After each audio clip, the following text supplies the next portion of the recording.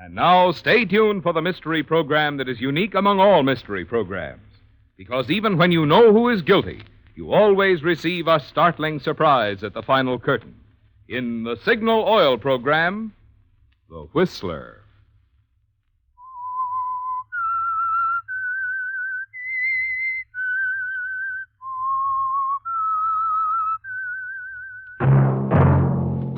Signal, the famous Go Farther gasoline, invite you to sit back and enjoy another strange story by The Whistler.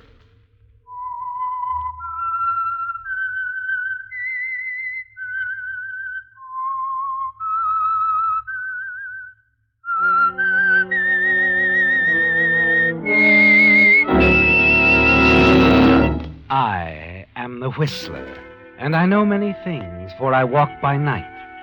I know many strange tales hidden in the hearts of men and women who have stepped into the shadows. Yes, I know the nameless terrors of which they dare not speak.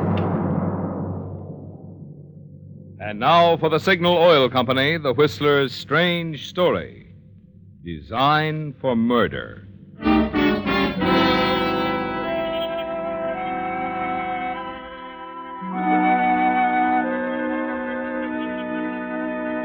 The trio in the big car, weaving its way through the evening traffic, seemed typical of almost any group on the way to a railroad station. Charles Gilbert at the wheel was responding patiently to the nervous admonitions of his wife, Edna. From the rear seat, his wife's close friend, Maureen Walker, chatted ceaselessly. Charles Gilbert, on the other hand, seemed lost in thought or patient resignation, all very typical as they pulled up at the railroad station and stepped out of the car. Charles, let me run on ahead for you. Check Edna's ticket. Would you, Myron? I'll get someone to take the suitcases. Oh, it's all such a bother. I wish I was staying home. Well, you're not, so forget it. We'll meet you inside, Myron, the cocktail bar. Right. You heard how she wished she were going? She likes to travel. I don't, Charles. You know that. Well, never mind now. It's all arranged. You need the rest. A red cap. Yes, sir? These 3 bags. Oh, yes, sir. The limited car 79, space B. Here you are. Thank you, sir. Now, come along, Edna. We'll drop in here, have a drink while we're waiting. Now, let's just relax, huh? And wait for Myron. I wish you weren't so anxious to have me out of town, Charles, at a time when the business needs me so. Oh, nonsense. Over here, Myron. Here, darling. Everything's in order with your tickets. That's too bad. How do you like that, Myron? She doesn't want to go. Thinks the jewelry business will go to pot. Thinks her husband plans a rendezvous with another woman. Oh, for heaven's sake. Buy her a drink, Charles. You can buy me one, too. Waiter, if you don't mind, we're dying of thirst here. 2 scotch and sodas here. Myron? Fine, anything. Just bring it. Yes, ma'am? Now we'll all feel better. I'd feel better if I knew why you can't go along, Charles. I told you, Edna, I'll be busy. Also, I want you to go alone. You'll rest more. And you do need it. Look at her, Myron. Not able to keep her hands still. Doodling on the menu. She's always doodling on something. Oh, give me that pencil, Edna. Sorry. It's a design I was thinking of for a piece of costume jewelry. Well, stop thinking of anything like that. And since it's going to bother you, I'll tell you exactly what I'm going to be doing, dear. It was to be a surprise. A surprise? We talked about a beach house, remember? On Little Rock Point? I remember talking about it. Mm-hmm. And I've bought one. Oh. A beautiful place. Completely surrounded by trees, a good half-mile from the main road and a quarter of a mile from the nearest neighbor. Hidden away like that, I don't see how you find your way out there. Oh, it's easy to get there. Here, I'll draw you a diagram to show you exactly where it is. Mm-hmm. Once you know where it is, you can find it blindfolded, if you follow these directions. Yes, you can, can't you? I'm having it remodeled inside, just for Edna. Oh, Charles, you aren't. I am. Well, don't be too grateful. It's mostly your money. Oh, I don't care. It's the thought. Oh, Charles, I feel much better about the trip now. You do? Then give me a handkerchief. Look at it, Myron. Torn to shreds. Edna. When she's not doodling, she's tearing up a handkerchief. She's got to be doing something every minute. And she wonders why I want her to rest. The drink, sir. Oh, good. And get working on 3 more, please. My dear, you're going to relax, or I'll know the reason why. I'll try. Now we'd better get to the train.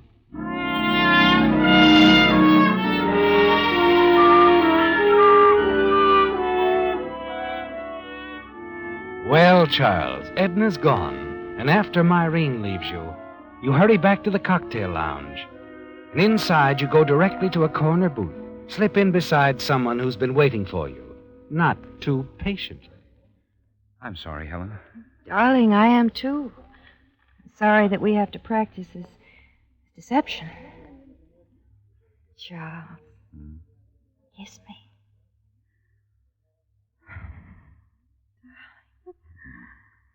That was nice, dear.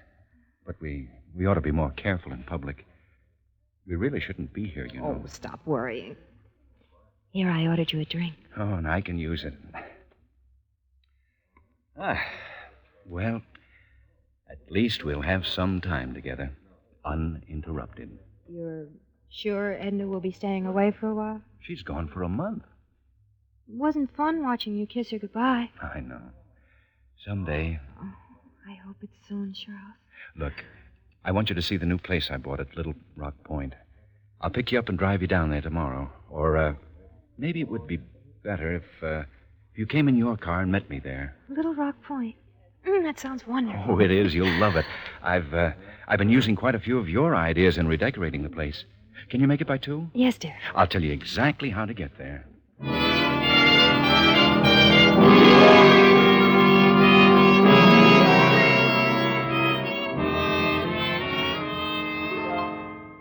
Helen's an exciting girl, isn't she, Charles? And when you reach your apartment building, you have difficulty getting around to saying goodnight to her. And only the thought of seeing her again the next day at the beach house at Little Rock Point finally makes it possible. It's quite late when you finally arrive at your own home and let yourself into the house. You're scarcely inside when...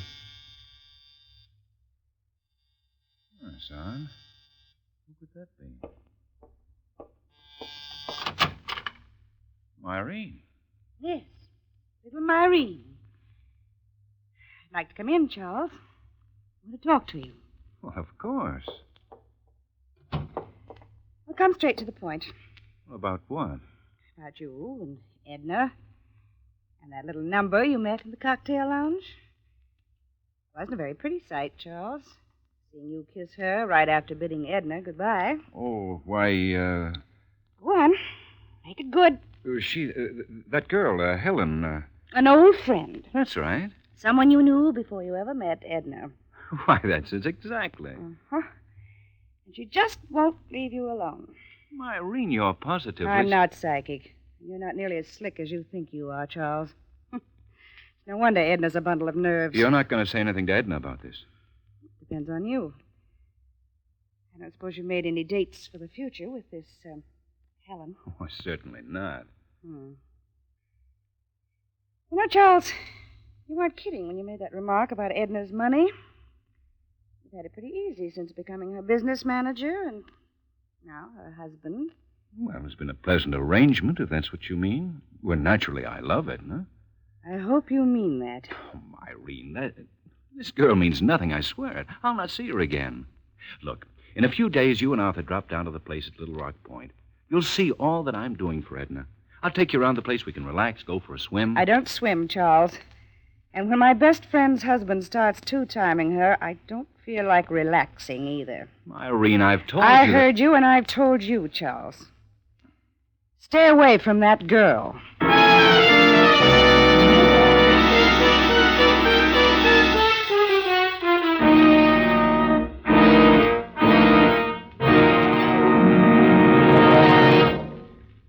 You know, friends, in addition to being summer, this is also the time of year when more and more drivers switch to Signal, the famous Go Farther gasoline. Vacation-minded folks just naturally go for Signal's good mileage. But mileage, mind you, is only half of Signal's story. Just you talk with a few Signal customers, and you'll find they're equally enthusiastic about Signal's performance. After all, in order to give you such good mileage, today's Signal gasoline has to help your motor run more efficiently. And when your motor runs more efficiently, naturally you also enjoy quick starting, proud pickup, and smooth purring power, the things that make driving a real pleasure. So to get the most out of your vacation travel dollars, make the friendly Signal stations you'll find throughout the Pacific Coast states your headquarters for happy mileage.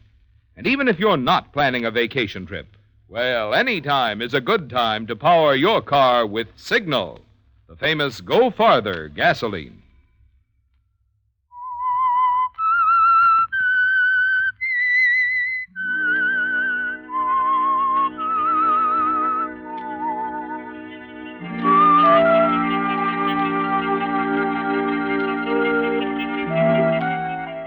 It's going badly, isn't it, Charles? Myron knows about your girlfriend, Helen.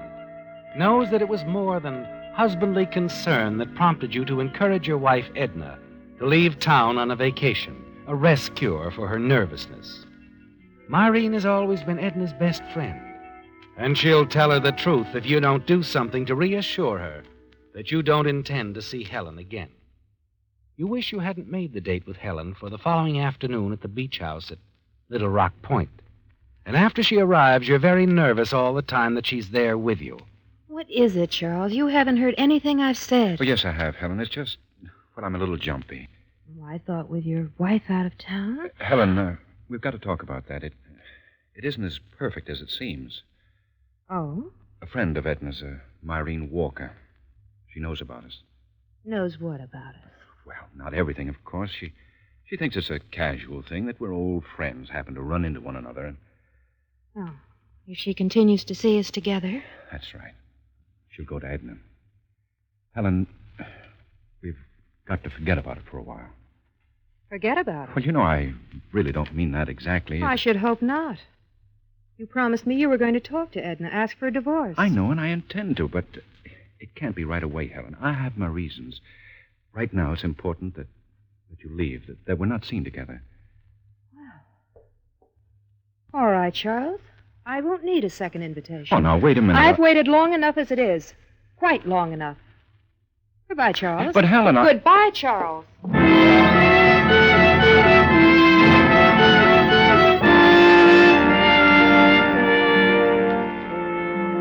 She's gone, isn't she, Charles? And only a few moments later, you hear her car start up, roar away, and you're alone.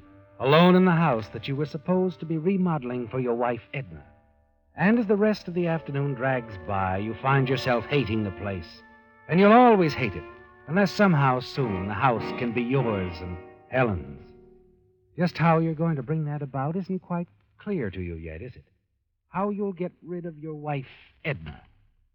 That evening, as you're sitting alone, wishing you returned to town, you're still thinking about it when suddenly you're aware of a noise outside. Maureen. Well, this is a surprise. Hello, Charles. Snooping around, were you? All right. Call it that if you want.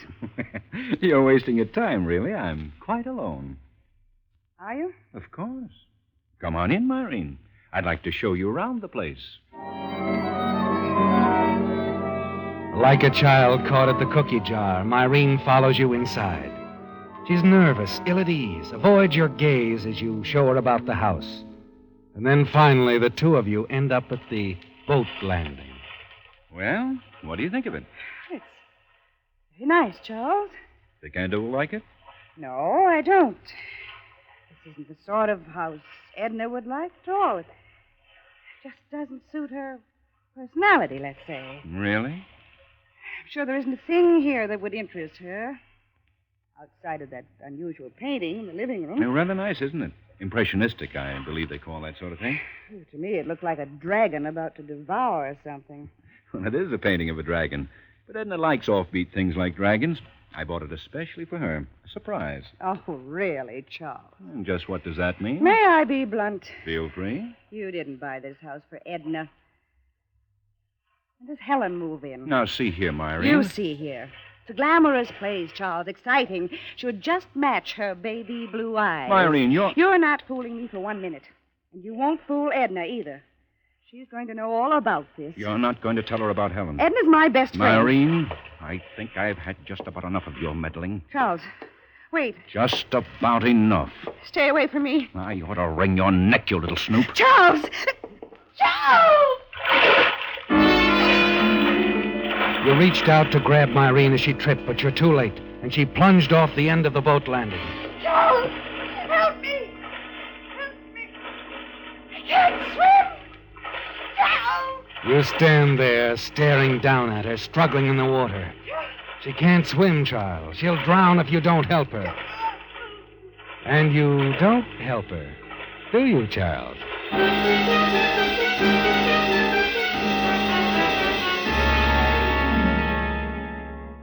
You're glad the house is isolated, aren't you, Charles? Yes. You're certain no one except the late Maureen Walker knows you've been here. But you decide to hurry back to your home in town, establish a reasonable alibi. 2 hours later, you're back in your house in town, where you nervously await the phone call you're certain you'll receive. Hello? Mr. Gilbert? Yes? This is Frank Stanley over on the East Shore. One of your neighbors at Little Rock Point. Oh, yes. Yes, Mr. Stanley. Would have called you sooner, except I had the devil's own time getting hold of your phone number up there in town. What is it? Something wrong? Well, yeah. A woman drowned off the island a few hours ago. What's that? Yep. Thought you probably know her. Police found her purse on your boat landing. Identified her as Myron Walker. Myron Good Lord. Oh, you do know her? Oh, yes. She's a very dear friend of my wife. Gee, I'm terribly sorry, Mr. Gilbert. This probably wouldn't have happened if I'd been out there. I'd planned to, but business kept me here in town. Myron must have come out to visit us, wandered around in the dark, and... Yeah, that's sort of the way I figured it, too. Well, thank you for calling, Mr. Stanley. I'll get in touch with my wife right away. You smile, don't you, Charles, as you hang up the receiver. It's all over now. Myron is dead. You could have saved her, but you didn't. And you couldn't have Myron telling your wife about Helen, could you? Later that day, you send a wire to Edna at the resort. Inform her that you have some bad news. Ask her to return immediately.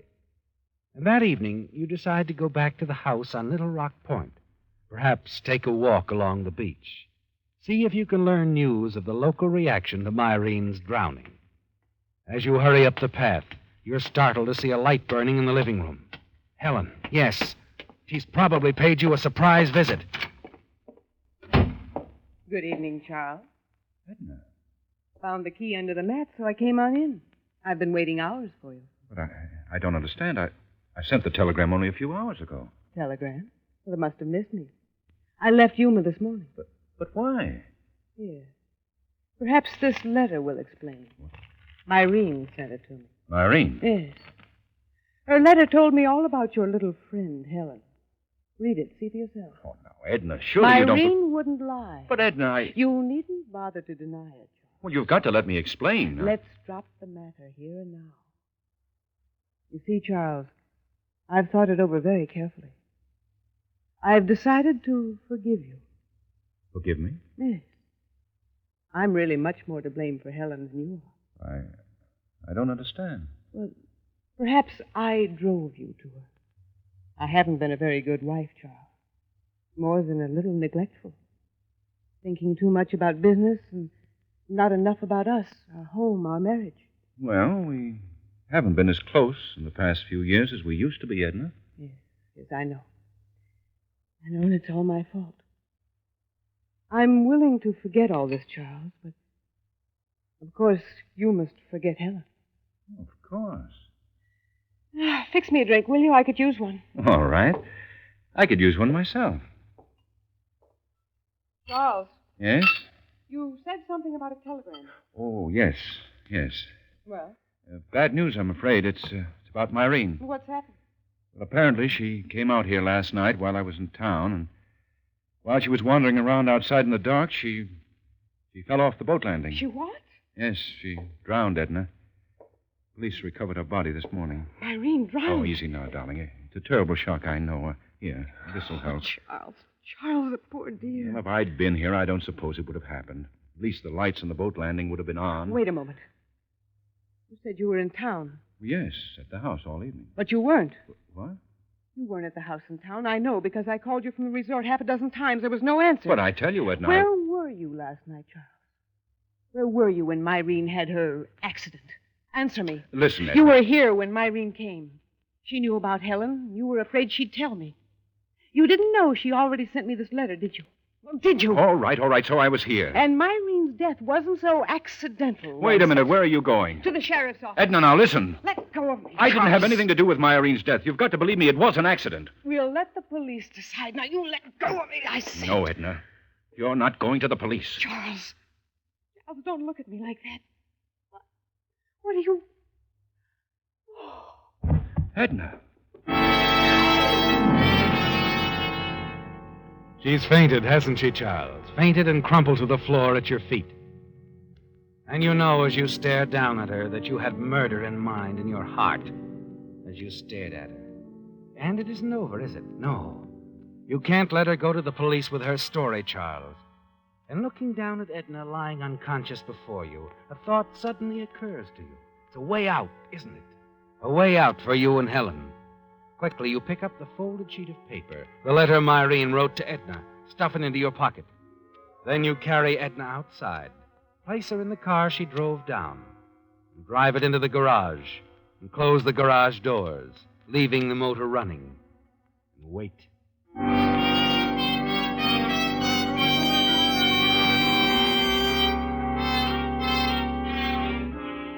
hour later, and it's all over. Later, you drive Edna's body back to town in her car, put the car in your garage, again leave the motor running as you close the garage doors. Now all you need to do is return to the beach house and wait for Edna's body to be found in the garage. Knowing Edna as you do, you're certain she told no one of her return from Yuma. And you're sure no one saw her at the house at Little Rock Point. But you know you must get back there before her body is discovered. You take a bus back to the beach house. Next morning, walk the half mile to the home of your nearest neighbor, Mr. Stanley.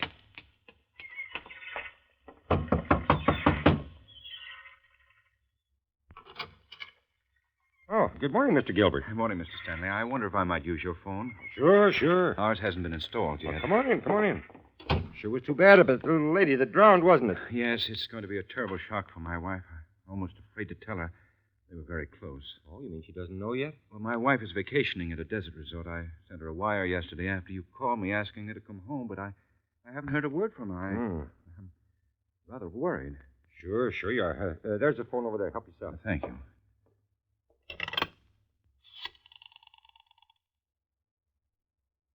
Hello, operator. I'm calling the Shadow Hills Ranch, Yuma, Arizona. Yes, that's right. Thank you. I'm terribly sorry to barge in on you like this, Mr. Stanley. Oh, it's all right. Quite all right. It's just that I'm so concerned about my wife, Edna. I can't understand why she hasn't arrived or even answered my wire. It isn't like it. Hello? Yes? Oh, Our number is 929. Oh, I'm calling from Harbor 929, operator. Yes. Hello? Shadow Hills Ranch? Is Mrs. Charles Gilbert there? This is Mr. Gilbert. What? Oh. Yeah, yes, I see. Thank you. Is something wrong, Mr. Gilbert? They said she left the ranch yesterday morning. She was on her way back to town. Can't understand it. Where is she? No, Mr. Gilbert. No need to get all worried. She'll turn up. Well, something is wrong. I know it. I'd better call the police. Well, sure, if it make you feel any better. If anything's happened to my wife, Mr. Stanley, I don't know what I'd do. I just don't know.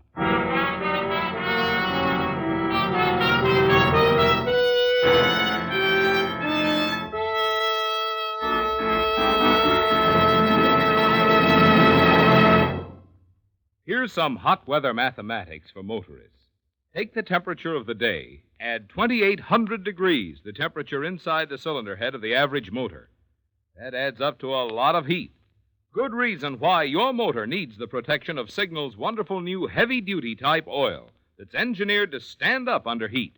New Signal Premium Motor Oil.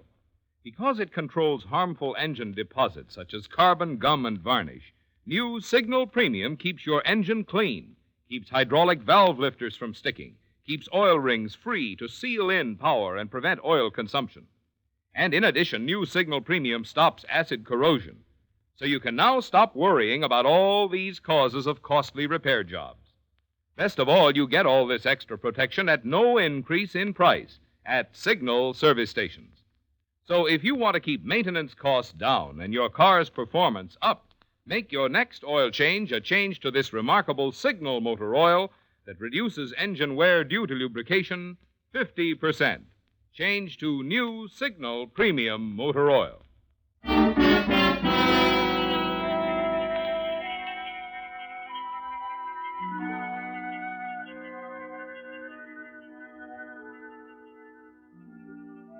You've carried it off very well, haven't you, Charles? The role of the worried husband, concerned over his wife's whereabouts. And your phone call to the police brings quick results. An hour later, the sheriff calls on you at the house on Little Rock Point, quietly informs you of your wife's death, carbon monoxide, in the garage of your home in town. You continue to play the part now of the grief-stricken husband, and inwardly you're pleased, certain your performance has more than convinced the sheriff. Then, as he's about to leave you... Oh, Mr. Gilbert, you said you were alone here last night? Yes, that's right. I waited all night for my wife to show up. You sure she didn't? Of course not. She'd never set foot in this house. I bought it only a few days ago, shortly before she went on a vacation. Oh, I see. Why? Why do you ask? I was just looking at the painting of that dragon. Impressionistic stuff, isn't it? Yes, that's right. I understand your wife was always drawing. Quite a doodler. Yes, she doodled constantly. Just a nervous habit, though. I was sort of wondering about that dragon picture. Looks very familiar. It's an original. I had it sent out from New York. Yeah? That sure is different. It was a present from my wife. She never got to see it. He wasn't with you when you bought it? No. He didn't even know it existed. Maybe you'd better look at this. Letter? An empty envelope. Addressed to your wife at Yuma. From Myron Walker. Found it in your wife's purse. From the postmark, she must have gotten it the same day she left Yuma. Well, what about it? Turn it over. All right, but... You say your wife didn't even know of the existence of that dragon painting, Mr. Gilbert. Yes, You but... also said she wasn't here at Little Rock Point yesterday. Yes, I did. And you've got a lot of explaining to do, Mr. Gilbert. The doodling on this envelope your wife had is an excellent copy of that dragon painting. I think we can prove it's your wife's doodling, Mr. Gilbert.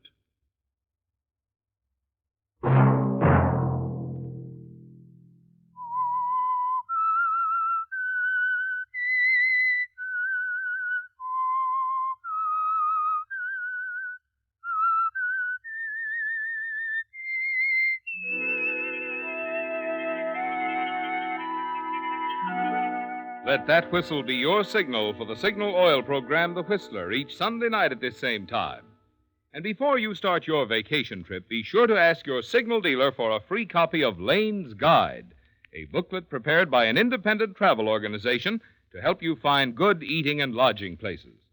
While no pocket-sized booklet can include all the good hotels, motels, and dining places, Lane's Guide covers a representative selection in hundreds of cities and towns. And a copy of this handy publication is yours free at Signal stations.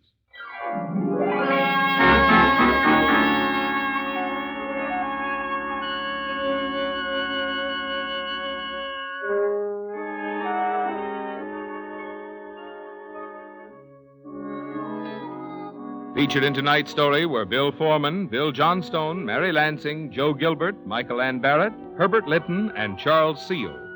The Whistler was produced and directed by George W. Allen, with story by Joel Malone, music by Wilbur Hatch, and was transmitted to our troops overseas by the Armed Forces Radio Service. The Whistler is entirely fictional, and all characters portrayed on The Whistler are also fictional. Any similarity of names or resemblance to persons, living or dead, is purely coincidental. Remember to tune in at this same time next Sunday, when the Signal Oil Company will bring you another strange story by The Whistler. Marvin Miller speaking for the Signal Oil Company. Stay tuned now for the Horace Height Show, which follows immediately over most of these stations.